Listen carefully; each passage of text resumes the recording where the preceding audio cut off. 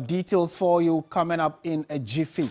Also in the bulletin, which is live from our studio here, we'll be taking you to the Ashanti region and across the country where caterers in charge of school feeding program declare a nationwide strike. We'll be delving deeper into it for you. And Justice Gertrude Araba Tokonu has been named as the new Chief Justice to take over from Justice Kwesi Enin-Yeboah, who retires on May 24, that is next month.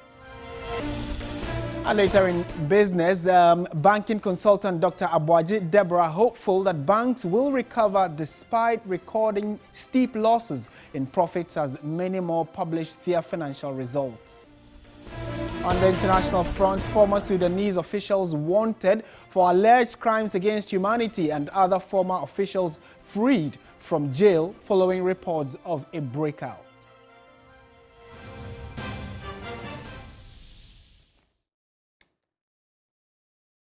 We have details of all these stories and more. Do let us know what you think of the stories we have for you. We'll be happy to share that with the rest of the world. Details now. Nanda, caterers in charge of school feeding program have actually declared a nationwide strike. The leader of the caterers, Gifty Esamoah, says that members are not returning to the kitchen until government responds to their concerns. School feeding caterers are public servants like teachers, police, doctors, nurses and other employees that provide state services to the public but are being discriminated against. Can anyone just sack a teacher or a nurse? Can government refuse to pay teachers or nurses even for 1 month? Why are they doing the opposite when it comes to caterers? A contract is a contract, and our human rights must not be abused because we are caterers. Are we not human beings? Are we not citizens of Ghana? Are we not serving the nation? The conditions of services, payment and treatment of caterers by the school feeding secretariat, the Ministry of Finance and Government are deplorable. They have worsened our economic, social and health situations. Caterers have become indebted to the traders and farmers we credited items from. We are ashamed because we owe so much, have lost respect and our dignity in our communities.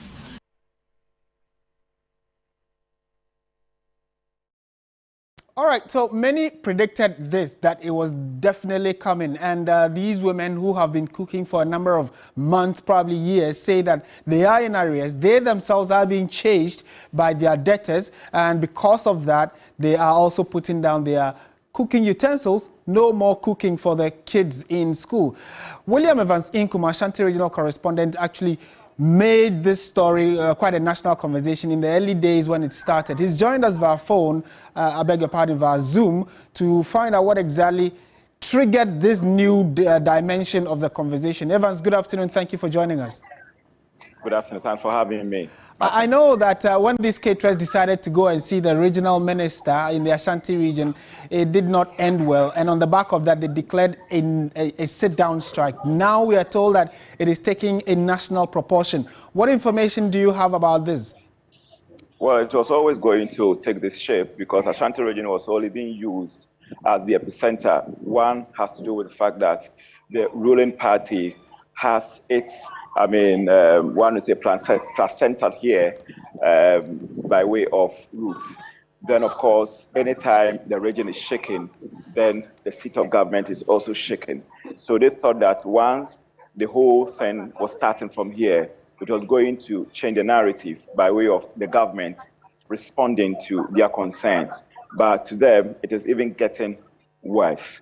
The women within the past couple of weeks, some of them actually have been complaining that they are being chased out of their homes by their debtors. Some have vacated their homes, sleeping in places that are very unknown and very, very unnatural to their livelihood. And for that matter, they need to do this. So they believe that this one will send a very strong signal to the government that the national school feeding program, which was to ensure that the standard of education and, of course, equity in education is achieved as the country, develops, is actually grinding to a halt. And for that matter, the government will have to act and act swiftly. So I can tell you that here is the State Experimental School. If you are a parent and you refuse to give your child money for food, all in the name of school feeding, then you are not only disappointing the child, but you are also affecting the child emotionally. You remember 2 weeks ago, we spoke to some of the peoples, and they expressed the dire consequences as far as this particular situation, what it's having on education and all of that, the academic business and all of that. And that's a typical situation we see here, especially where I find myself at the moment, State Experimental. Right, and Evans, we know that they tried to seek audience with the regional minister. Has that even ever happened? Have we had any other way of the minister responding to them? Have they had this conversation? There hasn't been any response. So in the Ashanti region, we're talking about an of 600 caterers who are not working, and there are over 1,500 schools. But nothing is happening, and nobody is telling them anything. All right, William Evans Inkum, thank you very much. Certainly, it's a very fluid situation. We'll be coming back to you subsequently for more on this. William Evans Inkum, Ashanti Regional Correspondent and Bureau Chief in the Northern Sector, helping us get a sense of the threat which is now being executed by these caterers in the Ashanti region, declaring a national strike. Let's come to the Greater Accra region. Kwame Amankwa is the organizer of the Greater Accra school feeding caterers, and he's also joined us via phone. Mr. Amankwa, good afternoon. Thank you for joining us. Good afternoon. I'm sure your members are also part of this nationwide strike. Is that the case? Yes. And what exactly is your story? Is it different from what's happening in the Ashanti region? No difference at all. We are all caterers, the same caterers. The same feeling they are feeling in the Ashanti region is the same thing in Accra here. And when you communicate with some of your other colleagues in other parts of the country, what exactly do they tell you? That they are also being owed in arrears and that they are also being chased by debtors and people who supply them with food items? Yes, that's why I made mention. The same situation in the Ashanti region is the same situation in Accra here. Okay. So we know a lot of people. We know a lot of people. When we are going to the market, you can't even go there. People will be asking you, where is my money? You've been taking my money for about 1 year ago. 6 months ago, you are not paying. So our problem in the school feeding, we are appealing to the government to come and help us. We know that in the Ashanti region, they tried to speak to the regional minister. That didn't seem to go well. Here in the Greater Accra region, what have you tried to do to get government attention? We've been going to the secretariat, most of the big people within the region. If we send our petitions to them, without any response. That is why we are also on strike in Accra here. And finally, how many are you? I'm talking about the caterers in Greater Accra. What's your number? The number of Greater Accra, we are getting to 600. To 600 caterers? 600 caterers in Accra, Greater Accra here. And so you personally, how much are you owed? And in terms of, first of all, how many schools do you cook for? How many children do you cook for? How much are you owed personally? And how much do you owe your suppliers? My supply, I owe the suppliers of about 36,000. Ghana cedis. Okay. And so as it stands, you've not heard anything from government. Because of that, you are joining the national strike. Yes, until we heard from the secretariat or the authorities of the national school feeding. We need increments about our students per student. As I'm speaking to you, per student is 97 pesos. And imagine, we started this program 2017. And the amount they are giving, the amount they give to us is 97 pesos. And the items we are buying for the students we are cooking for them has been increased over 200%. and they are still giving us 97 cents. Imagine. Yeah. Okay. Even one egg is 3 cedis now. Okay, so my final question, Mr. Mankwa, is it that what you are given is not enough, for which reason you are unable to pay off your debtors, or you have been promised, you've gone for excess, and then the promise is not being fulfilled by government? The amount they are giving to us is not enough at all. Okay. Right, Mr. Mankwa, thank you. Kwame Mankwa is the organizer of the Greater Accra School Feeding Caterers Association, and they have also joined the nationwide strike, which has been declared a few minutes ago. From the Ashanti region, we are told that the situation is the same, Greater Accra is the same. We've been speaking to some of these caterers. One of them is Dorothy Sapam, who's been speaking to our correspondent about the impact of the non-payment and what it is also having in terms of impact on their livelihoods. We've suspended it because we were asking our secretariat about 4 or 5 questions concerning our payments, and then the kind of non-quicking days that they deduct from our payments. They didn't explain anything to us, and now Mrs. Kwashiga is even provoking us. Mrs. Kwashiga is provoking us that this kind of job is a sacrificial job and is the work of God. And we want to tell her that God hasn't called us to come and preach to the children, and we cannot go and borrow to come and cook for the children for free. We are fed up. We want our money and we want an increment, and they should also stop telling the caterers that we don't have any right to talk. We want to tell her that we have every right, because we all work for the government to come to power, and so we need our money. We need it. Without the money, we are not going back to cook. It is because of Mrs. Kwashiga. She provoked us, and even the one Queen mother among us. This woman was trying to tell us that because of experience, when teachers went on strike, they didn't pay us. They said non-cooking days because of teacher strike. But now you are telling us to go and cook. Meanwhile, you know that the whole nation is on strike. And so we want to tell her that she should come back and tell us something good. We are not going to take whatever she told us. We are also very angry. All right, so that's the big issue that we have for you. Now, our website, 3news.com, has details of a number of these stories, including the next big one we are going on to, which has to do with SIM re-registration, which has become quite topical in the country. And what we know is that if you use a mobile phone, you have a SIM number, be careful, because by the end of May next month, about 11 million subscribers will be deactivated. We'll give you details of that in a jiffy. Let's look at the other big headline we have for you, having to do with issues of Galamsey. Now, Professor Frimpong Boateng, we know, was exonerated of any wrongdoing following inquiries into his involvement in unlawful mining, according to the Commissioner of the Commission for Human Rights and Administrative Justice, SHRAJ, Joseph Whittal. He, however, noted that any new accusations made against the heart surgeon would be looked into on a case-by-case basis. Investigated allegations made against Prof.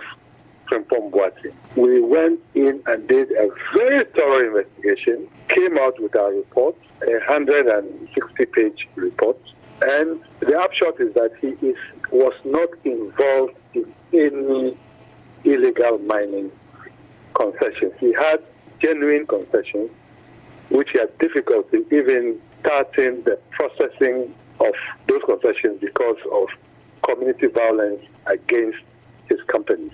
The procedures of the Commission require first that we would undertake an assessment of the complaint, because it's not every complaint that is filed that actually meets the standards expected of a complaint that can be admitted for investigation. So we will do the assessment. We will determine which of the mandates, if any, have been invoked by the petition, after which, if there are any further and better particulars in terms of clarity of documents that will make us make up our mind, and we think so, we need them, we will require that of the complainant. And then we will undertake a preliminary investigation before we will determine whether we are going to request the respondents mentioned in the petition and the attached report to submit comments in respect of the allegations against them specifically. So that is the procedure. All right, so I'm sure for those who've been following, you have the basis of this whole conversation having to do with the former Minister of Environment, Science and Technology and Innovation, Professor Frimpong Boateng's report to government, or the president through the chief of staff, which has generated different arguments and counter-arguments and accusations. So what we want to find out is that from the case that was, the petition that was sent to Shraj in 2019 and the new one that has been sent to Shraj again by the MP Roxy Nelson Dapaah-Mekpor, are there any similarities? The 2019 case, Shraj said they found nothing untoward against Professor Frimpong Boateng, but then there is a new presentation to him or petition to him. Martin Kpebu is a legal practitioner and has joined us for a quick conversation on this. Mr. Kpebu, very good afternoon to you. Thank you for your time. Good afternoon, Martin. Right. Yes. Thank you so much. To start with, I'm sure you've been following this whole conversation about the Galamsey report that Professor Frimpong Boateng submitted and the counter-accusations thereon. From the earlier petition where Shraj said they found nothing wrong with, and the new one, have you been able to see whether there are similarities in the case? Oh, yeah. No, Martin, I've not been able to access the Shraj ruling yet. Maybe in the coming days, we would see it. So for now, I cannot comment on similarities.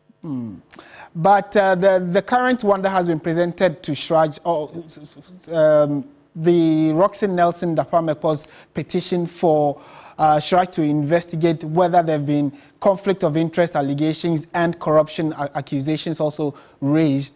From where you said legally, are these grounds enough for Shraj to at least interrogate and probe this subject? Oh, absolutely.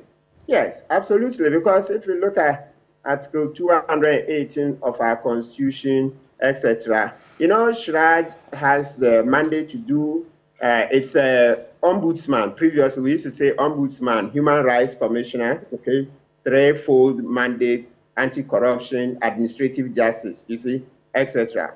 So that is though we know the OSP also has a mandate to prosecute corruption, but the Shraj mandate also stands, and that's even enshrined in the Constitution. So it's good, and it shouldn't be a worry that we'll have two agencies dealing with corruption. In actual fact, we need more. Because, you see, with this, we can have different heads looking at the same issue. There's a lot of benefit to be derived from that. You know, sometimes you make one big organization, and, you know, it's very difficult to run very big organizations. So if you have them smaller, Shraj is here, has some numbers, OSP has some numbers, it's fine. So for me, I think it's okay that they've reported to Shraj, but it doesn't also stop any person from going to OSP. Okay. Because you see that the Shraj recommendations are not a judgment of the court by itself. I mean, in this context, when they make the findings, those are administrative, right? And then subsequently, if you want to do a legal action, you still can do. Okay, and then sometimes there are also the things that Shraj goes to court to enforce its decisions. But basically, the investigation by Shraj does not stop any person from going to the OSP as well. Right, and we know the presidency or some individuals at the presidency have also been named. Would it be your expectation that at least the President of the Republic or leadership of the executive says something more concrete or some concrete action be taken, although submissions have been made to Shraj, for instance, and the OSP being called on to investigate this? Oh, so you mean should the executive be more involved in this or take some more action, although state institutions are investigating? Yes, yes. Oh, absolutely. You know, that's to be expected. You see, when I say that's to be expected, meaning that there are some of those that Professor Frimpong Boateng has presented some evidence. So those that he's presented some evidence directly, I think that in the meantime, the president can ask them to step aside. You see the back and forth between him and Kojo Oppong-Nkrumah. You see, he annexed evidence. Joy FM did a documentary of that site where he says Kojo Oppong-Nkrumah is involved and all that. Yeah, so for those that some pictorial documentary evidence is being presented, I think those people should be made to step aside, because at least there's been some evidence linking them. And so once we have so many talented people who can do this job, you don't need that person to continue in office as a minister whilst he's facing investigations by Shraj and all that. No, he should step aside so that he can, he does it so that he's not distracted, so that he can go and present a full defense to Shraj, and also it kind of rehabilitates the government a bit so that people will stop pointing accusing fingers at the president. So all those officers should be asked to step aside, especially those for whom some documentary evidence has been provided. And I think Kojo Oppong-Nkrumah is number one, and the other people. Okay. Counsel, thank you so much for your thoughts as always. Happy to hear them from you. Martin Kpebu is a private legal practitioner, sharing his thoughts on this, never-ending subject of Galamsey and the recent report from Professor Frimpong Boateng to government about what transpired when he was the chairman of the Interministerial Committee on Illegal Mining, and also the reactions that have, come up as a result of his report. In 2019, however, a private citizen also petitioned Shraj and asked Shraj to investigate allegations of conflict of interest of Professor Frimpong Boateng himself. You would recall that in the entire narrative, he was said to have supervised the disappearance of some excavators, numbering between 200 and 500. He says those allegations were not true. In fact, he was also accused that his son was involved in illegal mining, an accusation he also denied. So the 2011 petition to Shraj investigated and came up with its findings. I'm going to take you through the main issues, first of all, that were raised by or pointed out to Shraj, and then Shraj's response to them. This is the first issue, that whether the grant of prospecting license to the Symphony Limited. And first of all, let me make this caveat. Symphony Limited is a company owned by Professor Frimpong Boateng and his wife, and then they later offloaded some of the shares of that company to their son. So it's a family company. Now, we're going back to that slide, and it says that, so you get to know when I say Symphony Limited. So whether the grant of prospecting license to Symphony Limited in the Japekrom areas, namely Renem, Asiri, Japekrom, Bebiaraneha, and Ademensu, if any, is contrary to the stated objects of the company. So here they are questioning whether or not he had the right license to prospect. 2, whether the respondents, and the respondent in this case is Professor Frimpong Boateng's company, is holding on to 5 mining concessions despite indicating that it is no longer interested in the 3 mining concessions of Renem, Asiri, and Japekrom. So a bit of background to that, there are 5 mining concessions which are owned by Symphony Limited, and out of that 5, we saw a letter that the company wrote to the Minerals Commission that they are offloading 3 of them, so they are still holding on to 2, and so they are finding out whether they are, as a company, still holding on to all that 5, and that is the second issue. The third one that is coming onto your screens in a jiffy also says they want to find out, this is the issue, whether the respondent, Professor Frimpong Boateng, engaged in corruption or abuse of power by having his company, Symphony Limited, hold on to the 5 mining concessions despite the company's failure or refusal to pay the state the necessary annual mineral right fees. So when you have a concession, there is an amount you are supposed to be paying to the state. He has 5, but the concern here is that he wasn't paying the necessary royalties or the right fees to the state. So that was another issue that was raised. To the 4th one now, it says whether the respondent, Professor Frimpong Boateng, has caused financial loss to the state owing owing to the company's refusal or failure to pay to the state the necessary annual mineral right fees, similar to issue 3, which I raised. And the fifth one of the issues that was found out by Shraj is that they want to find out whether or not the respondent, Professor Frimpong Boateng, put himself in a conflict of interest position when he was chairman of the Interministerial Committee on Illegal Mining, regulators of and to regulate the activities of illegal mining, and whether he had shareholdings and dictatorship of a company that holds 2 mining concessions and has subsequently failed to visit the concession with a task force. Now, here's a point of note. The Interministerial Task Force visited a number of mining sites, but it looks as though his own personal, or the one that was for his company, he didn't take the mining company, the ministerial committee, to his mining site, although he visited others. So the concern is, why do you go to others and leave your mining concession? So let's go to the findings that Shraj made. They said that 1, Symphony Limited, that's the company of Professor Frimpong Boateng, is not holding on to all the 5 concessions, but only Ademesu and Bibiara Neha concessions, so only 2 out of the 5. 2, the respondents did not engage in any act of corruption or abuse of power by having his company hold on to the 2 concessions, despite the failure by Symphony Limited to pay to the state annual mineral rights. So he didn't pay, although he had to. 3, the respondent has not caused any financial loss to the state of about $250,000 annually. As of 2020, Symphony Limited was in arrears of $82,344 and $109,354,000 in respect of annual mineral rights fees for the Ademesu and Bibiara Neha, respectively, to be paid to the Minerals Commission. All right, so that's another finding.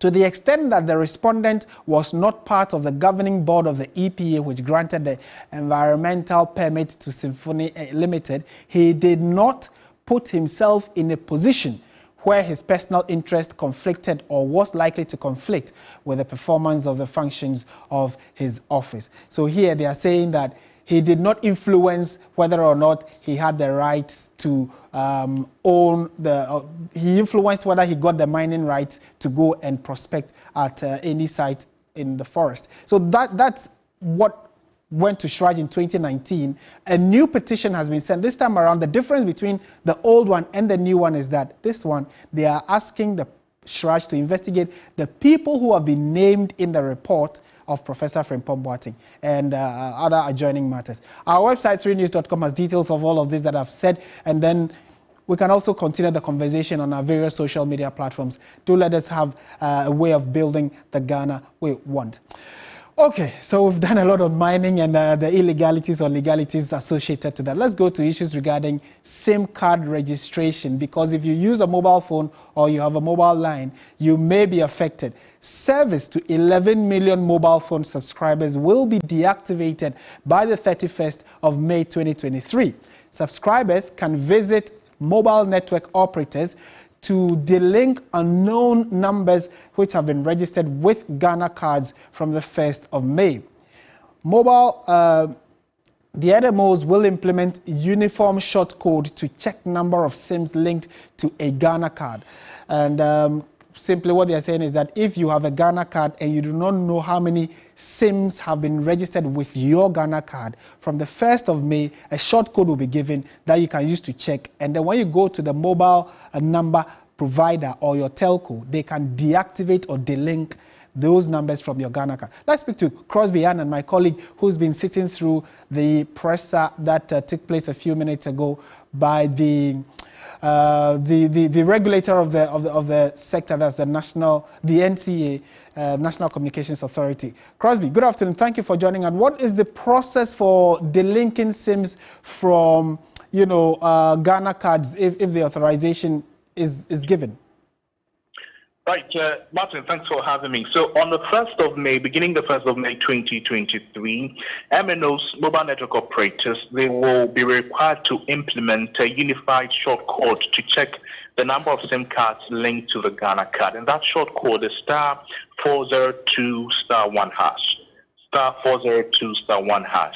So if you are an individual and you have experienced or you think that your Ghana card has been used to register multiple SIM cards. Remember that in the past weeks we've heard people complaining about they finding out that their Ghana cards have been used to register multiple SIM cards without their knowledge, up to the 10 deadline or the 10 number that is required. So if that has happened to you, beginning the 1st of May 2023, you could use the *402*1# to check if your Ghana card has been used to register multiple SIM cards. If that is the case, then you can proceed to go to your mobile network operator and ask that it be delinked, and ask that these numbers, you don't know these numbers, these ABCD numbers, you don't know them, you don't use the numbers, so you ask that they delink them, and the mobile network operators will be required to delink them, Martin. And I'm sure this is in collaboration with the mobile network operators, but right. What systems have been put in place to prevent numbers that are not linked from being deactivated as happened previously? So, Martin, what is going to happen is from the 31st of May 2023, this is what will happen. Over 11 million unregistered SIM cards will be deactivated from all databases in the country. 11 million of them will be deactivated. But for those who genuinely do not have their Ghana cards, and that has been the reason why they have not been able to register their SIM cards, either the first registration or the second phase of the registration, what they can do is to prove that they really do not have their Ghana card. If they're able to prove the absence of a Ghana card or their inability to acquire a Ghana card, then their SIMs will not be deactivated. We're also seeing for Ghanaians who are in the diaspora, who are in particular missions outside the country, and as a result may not be able to, register their SIM cards, go through the two-phase registration of their SIM cards. They will also be spared. So some allowance or some caveat has been given for people who do not have their SIM cards, and those who for some reason are not able or are not in the jurisdiction of the country to be able to register their SIM cards, Martin. Right, okay. Finally and briefly, we know that MTN Zone, which many complained about, we are told is being brought back. What briefly do you know about this? So the NCA took notice of an irregularity in the market.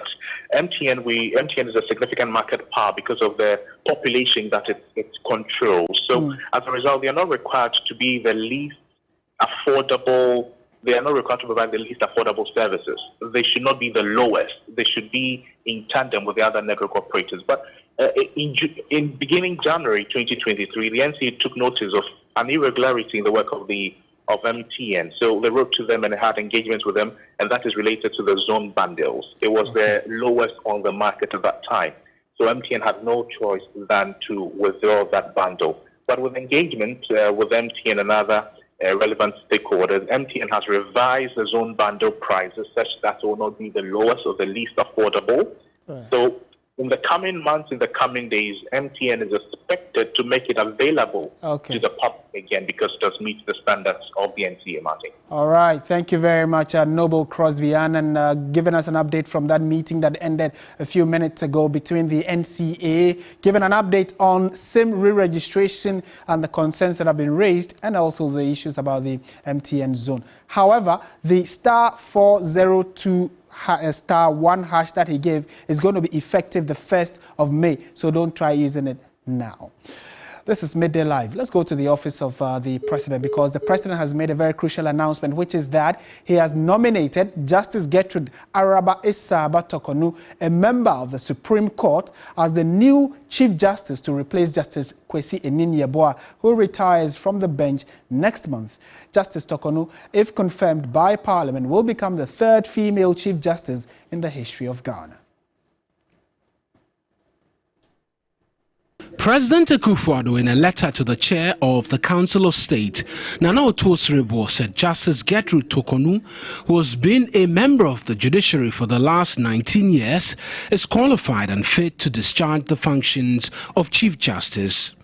Gertrude Tokonu, who hails from Winneba in the Central Region, was born on 11 September 1962 in Cape Coast. She attended Wesley Girls Senior High School, where she obtained her ordinary level certificate, and Achimota School for her advanced level certificate. She is an alumnus of the University of Ghana and graduated from the Ghana School of Law in 1986. In 2001, she obtained a postgraduate diploma in international law and organization from the International Institute of Social Studies.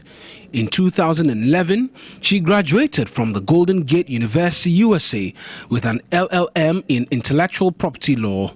Prior to joining Fuga & Co., a law firm in Accra, as an associate, Justice Tokonu worked as a volunteer at the FIDA Legal Aid Service and did an internship with Naboro Nathanson in London.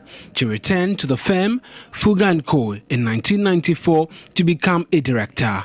In January 1997, she co-founded Sozo Law Consult, where she worked as managing partner until 14 May 2004, when she was appointed a Justice of the High Court of Ghana. She worked as a High Court judge until October 2012, when she was elevated to the Court of Appeal. Justice Tokono was nominated to the Supreme Court of Ghana in November 2019. She was sworn into office on 17 December 2019. Justice Tokonu has held several leadership roles in the judicial service. In her work as chair of E-Justice Committee, she has led the planning of automation of all levels of courts, procurement, and incorporation of the use of electronic resources and software in the work of the judicial service. And also, she is a proud member of the International Central Gospel Church, ICGC, of which I'm also a member. Watching Midday Live, stay with us. When we return, Menuaful will bring us the latest in the world of business. So do stay with us. That and more right after this.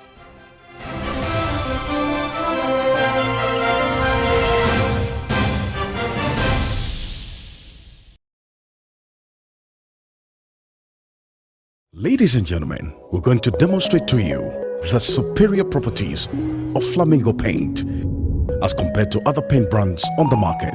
We take equal quantities of Flamingo paint and this ordinary paint. We then dilute them with water. And now, let the test begin.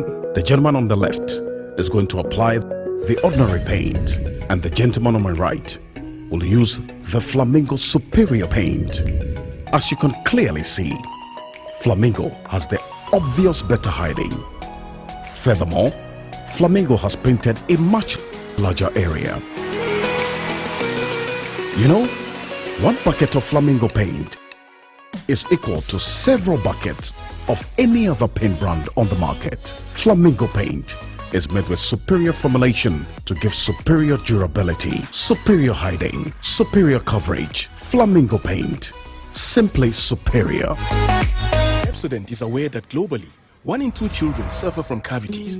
That's why by giving her Pepsodent, you're not only protecting her teeth, but also helping her grow up and thrive at every stage of her life with a healthy and confident smile, so she can succeed and achieve all of her dreams. Because every smile matters. Everybody knows Acrobato. And if you know Acrobato, it means you know M-Punch Homeopathic Clinic. M-Punch Homeopathic Clinic is my pillar. Let's hear what others are saying about M-Punch Homeopathic Clinic. Who will be careful M-Punch one? Chese na me ankasa me period na se problems wom ntina ma wo ho idea ma me papa chese na nya asem ketewa na me coin point no mo hwe me modem no mo hwe bibia na so mo medro a me fire no ene ma won kra mienu kofro kwa na mkwan mu a eba and everything yourself me ma me no adwodwo eda ho a wontumi nante ene ne ko end point o mama no nura ene ne ho eden a watimi asori anante. That's end point for you of Acrobato. Hello hey ohwehwe what che okay a free bra wo di end point what dance am me call you no me Johnson sema na enkoyie and pastor na my nyina na magina sabema na me be fear for there e ho na nyina jaresa. You heard everything. I have secret. M-Punch is my secret. M-Punch Homeopathic Clinic. I'm free. hit my wife and she fainted. And since that day, I met my rock bottom. So that was when I realized that I may end up in a prison. It is the infamous white powder, dreaded by law enforcement, loved by its users. I wasn't getting high from the marijuana anymore, so a friend of mine introduced me to crack cocaine and heroin. For many, though, it is a nightmare. It's the first thing I see. There is a rise in abuse. The abuse of cocaine has risen so much as compared to the early 90s. So it is very dangerous. And with it, an increase in the deaths of addicts. People died and we don't know where they come from. Experts say the use and abuse of cocaine is increasing in Ghana. So what does this mean for the next generation? Godwin Asedeba meets those using it, those ravaged by it, those attempting to recover from it. Oh, divine Master, grant that I may not so much sin. And those working to ensure that cocaine does not destroy an entire generation. Married to Cocaine airs on Wednesday, April 26 on TV3, TV3 Ghana across social media and 3news.com. It's about to get more sporty with a touch of super entertainment with your favorite stars. Times we play the Twitinga, the Chaskele, the football. Who should I take? Tony Cruz? Cruz. Why? While keeping you up to date with every trending issue in your world of sports on Warmer Plus. But in comes Thomas Tuchel and everything changes. And when he said he wanted to be better than me, I was happy. Let's keep it more sporty and super entertaining. Warm Up Plus now shows on Saturdays at 11 a.m. on TV3. Brought to you by Betway.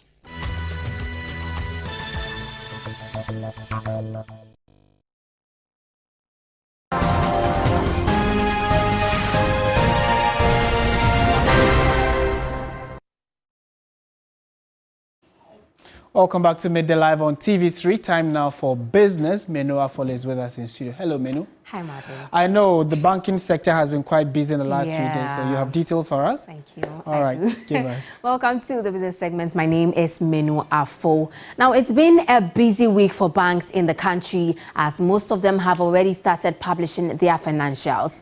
A cursory glance of the financial performance of some banks indicates very steep losses in their profits. 3 Business has been analyzing some results. Biggest bank by market value, Guarantee Trust Holding Company, will slow down lending and bond trading in Ghana, following a 77 million cedi loss. According to Bloomberg, GT will rather focus on activities in Nigeria and other high-yielding African markets to boost lending by 15% in 2023. It will therefore expand credit by not more than 5% in Ghana and limit itself to treasury bills for securities investments. Republic Bank registered a loss of 66.8 million cedis in 2022. It posted a net interest income of 370.6 million cedis, but a 237 million cedi loss on financial assets and other costs trigger the loss. Again, GCB lost 568 million cedis in 2022, despite recording a net interest income of 2.09 billion cedis. Standard Chartered Bank is also one of them, as it recorded a loss of 66.4 million cedis in 2022, compared to a profit of 410.8 million cedis in 2021. This is despite recording a staggering 807.7 million cedis in interest income in 2022. Dr. Abwaji Deborah is a banking consultant. It's of about, or stability fund of about 15 billion to be able to support, to make sure the market is liquid. So that's one. Besides that, in terms of solvency, I think there are a lot of regulatory measures that the central bank has put in place. Forbearances that will ensure that the market is always guaranteed by the central bank. That in itself gives some assurance and confidence on the market. The third one is where the effort being done by the Minister of Finance in terms of trying to close the deal with the lenders. So if the IMF deal is able to close by the mid of May, the likelihood is that these 3 things, with the IMF one will improve the reserves. Now, if the reserves is improved, we should expect some stability around the city. So people who are arguing that, look, by the close of or by the end of the year, we will see the import cover being depleted. If we are able to close the IMF deal and then there's improvement in the reserves, the impact on it is that we'll see some stability around the city. So in all these, we expect some stability very soon on the market. Away from that, the Pensioner Bondholders Forum has warned another round of picketing at the Ministry of Finance if government fails to settle their matured coupons and principals by April 25th this year. Members of the forum have expressed disappointment over government's inconsistencies in addressing the matter.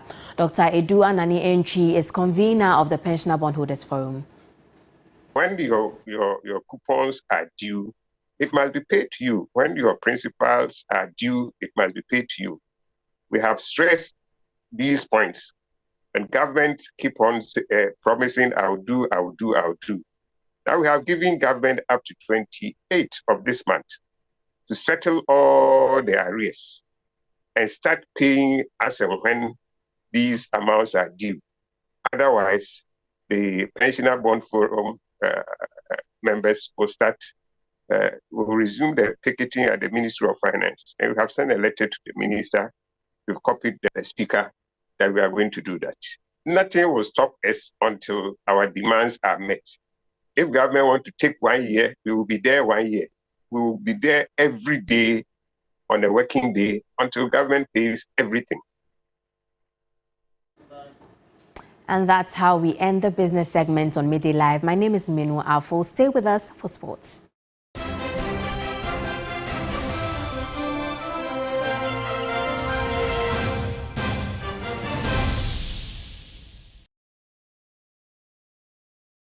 Zest Consult is the best place for your IELTS, SAT, and GRE tuition. The IELTS facilitates study, work, and live abroad. The SAT and GRE facilitate study abroad on scholarships. Zest Consult has an amazing track record of training around 4,000 students, nurses, midwives, and many others who have excelled in these examinations and realized their study and work abroad dreams. Contact us if you really want to study on scholarship. Zest Consult also provides real estate, automobile, and IT solution services. We can help you buy or sell lands and buildings and rent office spaces or accommodation. We can also help you obtain a car loan or buy or sell a car. If your institution needs a stunning website and amazing software, then contact us. You can call or WhatsApp us on 0555 631 633 or 050 909 2330. You can locate us at Kumasi Cultural Center and the Chamsume 5 inside Willas Towers. Zest Consult, excellence is our hallmark.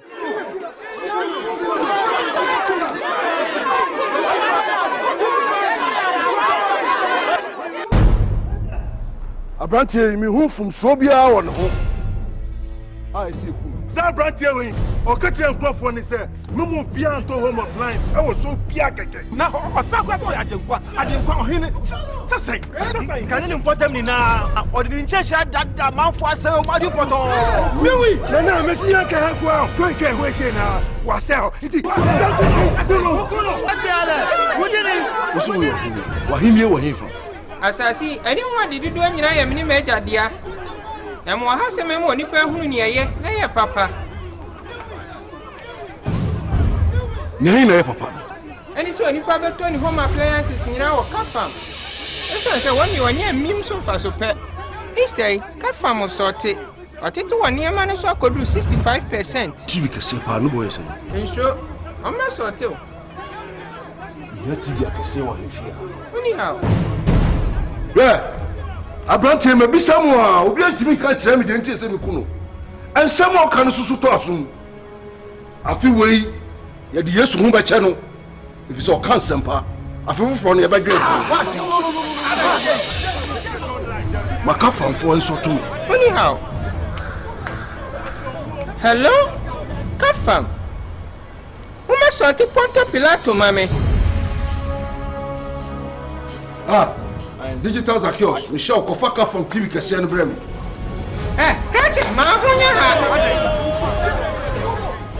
Kafam, assorted Easter promo. Up to 65% off.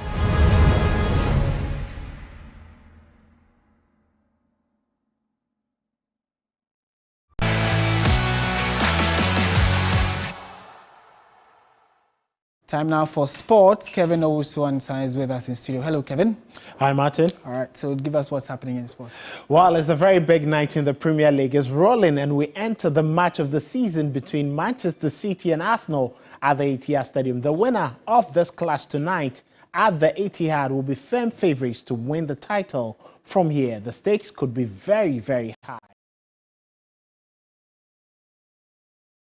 Going to be a tough night and challenge, yes, but the opportunity is incredible for us. And we knew from the beginning, you want to win a Premier League, you have to go to Spurs and you have to beat them. You have to go to Chelsea and you have to beat them. You have to go away from them and you have to beat them. And this is what we've been doing. That's why we are here. And now we have to go to City and you have to beat them. You want to be champion, you have to win those matches. It's as simple as that. I think Mikel bring them another dimension. In fact, they are huge competitors in all senses. They are so aggressive. They are able to go Anfield a few weeks ago, and a team like maybe is the best in the last years for the winning the second balls, long balls, second balls transitions. Barcelona was better. So in terms of winning duels, were better. Well, game starts at 7 p.m. this evening. Now moving on to tennis, and day 2 of the WTTC West Africa Regional Championship brought some joy to Team Ghana. The women's team managed to defeat Benin 3-1 to win the silver medal at the ongoing tournament. Orekwan Pofo has more. Day 2 of the WTTC West African Regional Tournament has brought some joy to Team Ghana because the women's team have just beaten Benin to win silver in the ongoing championships. Now, it wasn't an easy journey for the team considering that they lost their first game in the tournament to Nigeria. We didn't start well, we lost to Nigeria, but we were able to correct our mistakes and we met our opponents, that's Ivory Coast, and we were able to beat them 3-1. That gave us an opportunity to move to the next stage.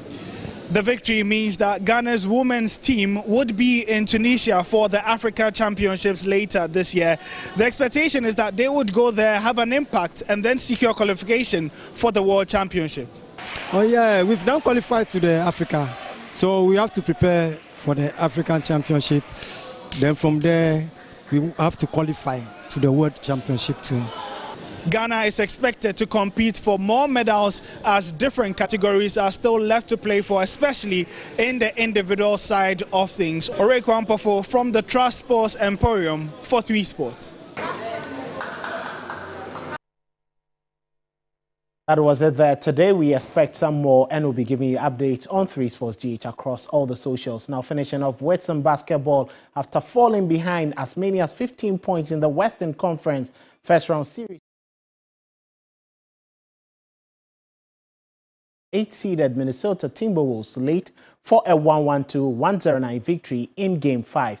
Nikola Jokic had a triple-double and Jamal Murray scored 35 points as the Denver Nuggets eliminated the Timberwolves 112-109 in Game 5. In the other game, the Phoenix Suns also managed to record a 4-1 series victory to ensure their qualification into the next stage. They knocked off the LA Clippers in Game 5 on Tuesday night. Devin Booker scored 47 points in helping the Suns close out the series.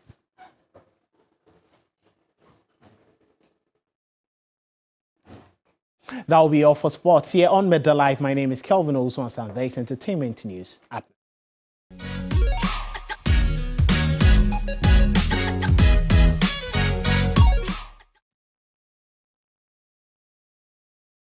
Welcome back. Time now for, no, not sports, entertainment. And, you know, we have the effervescent. You're looking very dashing this afternoon. All right, Thank you. So what's coming up in entertainment? Well, let's get into some entertainment news here on Midday Live. My name is Noella. Now, 2019 VGMA Unsung Artist of the Year, Kula, has advised unsung nominees not to sit on their odds after winning the award. Now, in a yet-to-be-aired Unsung Hall of Fame documentary powered by 3 Entertainment, the artist has been sharing his experience on winning the category 4 years ago. For many years, I was trying to get at least the unsung category nomination. I think I tried 2 years before my time and I didn't get nominated. And even though it didn't happen for me back then, I was still trying the normal procedure of having people tag you and stuff like that. So I wasn't really expecting it, but I was just hopeful. Introduced in 2014, the VGMA Unsung category is an initiative to project artists who are yet to hit their breakthrough. Some nominees and winners of the category have grown to become A-listers, churning out major hits to thrill music lovers. When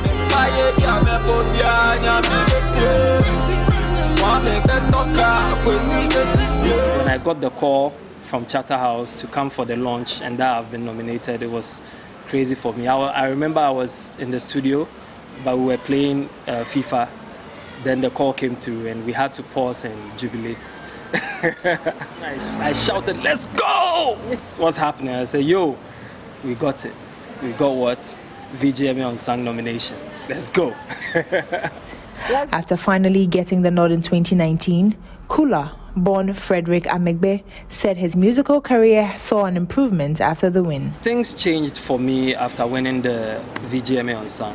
After performing on that stage in front of the whole Ghana, a lot of eyeballs came my way. A lot of people noticed me. Those who didn't know me knew me. So it was easy to speak to certain people, easy to reach out to certain people, easy to enter certain places. So that was an upward rise in my career. And after that 1 year period, things kind of stabilized. It wasn't. With less than 2 weeks to the biggest night on the music calendar, the 2019 Unsung winner has got a message for this year's nominees.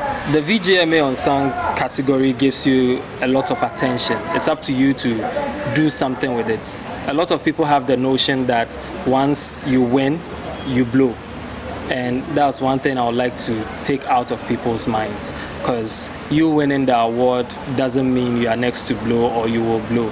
It takes a lot of work and stuff like that. And so my advice I would give to the current nominees and also any other person hoping to be in the unsung category, the only advice I'll give is that the unsung category will give you a lot of attention. It's up to you to harness that attention and use it for the greater good. Don't sit down idle.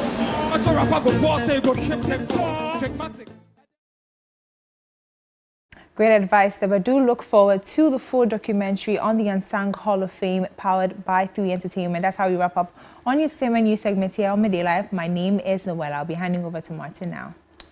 Thank you very much, Noella. Let's find out what's happening on the international front. And clearly the conversation is still on Sudan because a former Sudanese politician wanted for alleged crimes against humanity has said that he and other former officials are no longer in jail following reports of a breakout.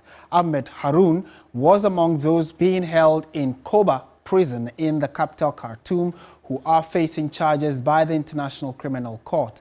A ceasefire between fighting military factions largely appears to be holding, but there are doubts about both parties' commitment to a lasting peace. The conflict, which began on the 15th of April, rose from a bitter power struggle between the leaders of Sudan's regular army and a rival paramilitary group.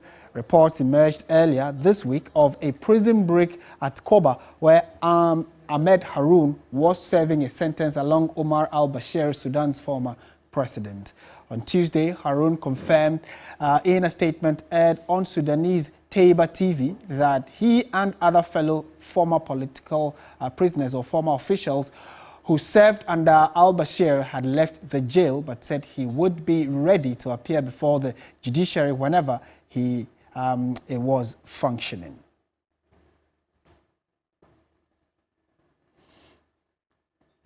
And that's how we bring the bulletin to an end. Thank you very much for spending your last hour with us. My name is Martin Asiedu Date. Have a good afternoon, and as always, stay positive. Bye for now.